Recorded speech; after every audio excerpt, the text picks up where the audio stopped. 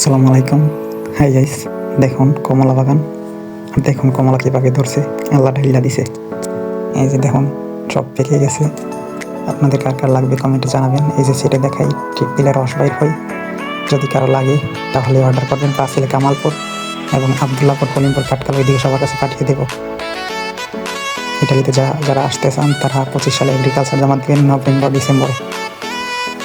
Sponsor জমা দিয়ে লাগতে পারে, কিন্তু নভেম্বর ডিসেম্বরে এগ্রিকালচারের লোক টানে। ওই সময় সবাই খেয়াল রাখবেন, ওই সময় এগ্রিকালচার জমা দিবেন, তাহলে সবাই ইটালি আসতে পারবেন।